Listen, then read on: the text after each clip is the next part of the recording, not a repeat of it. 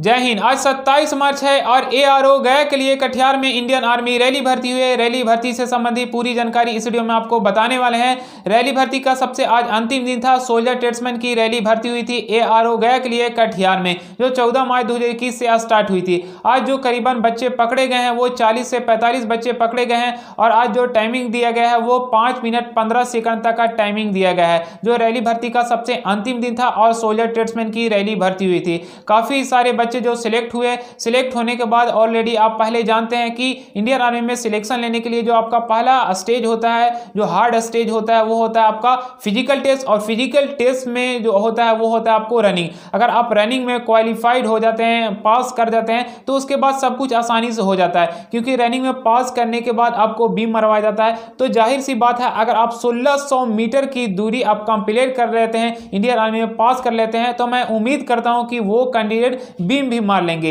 यानी 1600 मीटर की रनिंग करने के बाद जो कैंडिडेट ऑलरेडी पहले रनिंग में पास कर जाते हैं इंडियन आर्मी में, वो बीम भी आसानी से मार लेंगे। तो बीम भी आपके लिए आसान हो जाता है। लेकिन सबसे बड़ा पॉइंट ये होता है, हार्ड जो स्टेज होता है वो होता है रनिंग। रनिंग में पास करने के बाद आप बीम मारते हैं, बीम के बाद आपको जिग जैग बैलेंस और 9 फीट आपको गड्ढा को जंप करना होता है, जो ये आसान होता है। सबसे जो मेन हार्ड होता है वो आपका होता है रनिंग होता है। रनिंग के बाद अब मैंने फिजिकल टेस्ट में पास करते हैं, उसके बाद डॉक्यूमेंट्स वेरिफिकेशन होता है और उसके बाद आपको 2 या 3 दिन वहां पे मूवमेंट के हिसाब से आपका मेडिकल टेस्ट होता है। मेडिकल टेस्ट में भी फिट होते हैं, तो मेडिकल टेस्ट में फिट होने के बाद आपको 2 या 3 महीने बाद रिटन टेस्ट लिया जाता है। जो ये रिटन टेस्ट को भी आप इतना आसान मत समझिएगा कि भाई आप इंडियन आर्मी के फिजिकल टेस्ट में पास कर गए तो आप रिटन टेस्ट में भी क्वालिफाइड हो जाएंगे। रिटन टेस्ट के लिए भी आपको अच्छे ढंग से प्रिपरेशन और तैयारी करना पड़ेगा, तभी आप रिटन टेस्ट में भी क्वालिफाइड हो पाएंगे। अन्यथा बस फिजिकली टेस्ट में आप बार बार पास कर चुके हैं और पता चला है कि आप रिटन टेस्ट में हर एक बार रिजेक्ट हो रहे हैं,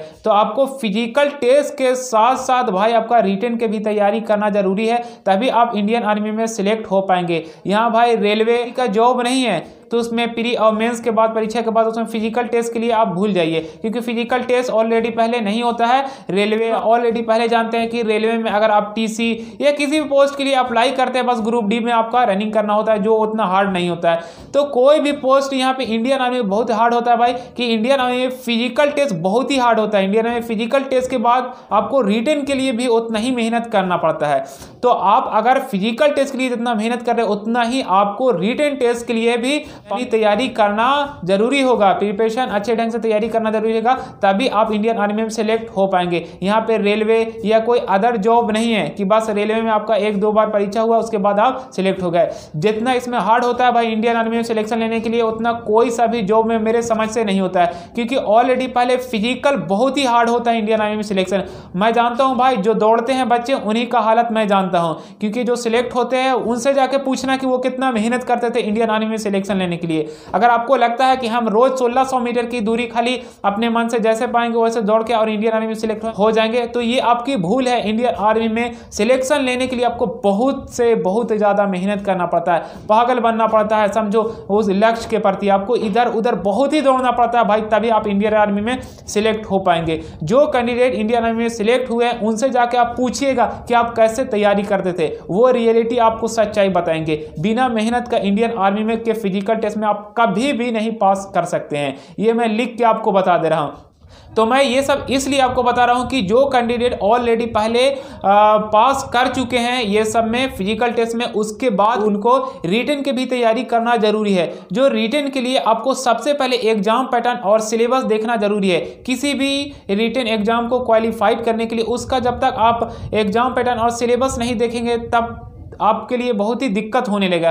क्योंकि ऐसा होता है कि जब आप एग्जाम पैटर्न और सिलेबस आप देखेंगे तो केवल आप उसी सब्जेक्ट और केवल आप उसी सिलेबस पे फोकस करेंगे जो आपका सिलेबस में है, रिटन का सिलेबस में है। अगर आपको लगता है, मान लिया जाए कि इंडियन आर्मी के आप जीडी के लिए अप्लाई किए हैं, उसमें आप फिजिकल में पास कर गए और उसमें आपका रिटन टेस्ट में मान लिया जाए कि रीजनिंग है ही नहीं, मान लेते हैं रीजनिंग है ही नहीं, तो आप रीजनिंग के पीछे क्यों भागते हैं भाई? रीजनिंग के पीछे आप मत भागिए, क्योंकि ऑलरेडी पहले आपका फिजिकल में आप पास कर चुके हैं और इंडियन आर्मी की जीडी के लिए रिटन के लिए आपको बुलाया जाएगा, मेडिकल में भी फिट हो गए हैं। तो रिटन के लिए जब आपको बुलाया जाएगा तो सबसे पहले आपको एग्जाम पैटर्न और सिलेबस देखना जरूरी है। किसी भी रिटन टेस्ट को क्वालिफाइड करने के लिए सिलेबस देखिए, एग्जाम पैटर्न देखिए और उसके बाद उसके अनुसार आप प्रिपरेशन करना स्टार्ट कर दिए, उसके बाद आप मेहनत करिए, आप आसानी से जॉब ले पाएंगे। लेकिन भाई जब तक आप देखिएगा नहीं एग्जाम पैटर्न और सिलेबस, तब तक आपको कैसे समझ में आएगा कि कौन सा सिलेबस, कौन सा एग्जाम पैटर्न, कितना नंबर का पूछा जाएगा क्वेश्चन और कितने मार्क्स होगा। ये सब कुछ जानना जरूरी है किसी भी रिटन टेस्ट को क्वालिफाइड करने के लिए, एग्जाम पैटर्न और सिलेबस। तो मैं अपने चैनल पे एग्जाम पैटर्न और सिलेबस का भी इंफॉर्मेशन देता रहूंगा, और डिफेंस के किसी भी इंफॉर्मेशन चाहिए तो हमारे कमेंट सेक्शन में लिखिए, किसी भी तरह का अगर आपको चाहिए तो, ताकि मैं वो अपने कमेंट्स के हिसाब से देखने के बाद मैं अपने चैनल पे वीडियो अपलोड करूंगा। तो हमारे चैनल पे बने रहिए। जय Hind, Vande Mataram, thanks for watching.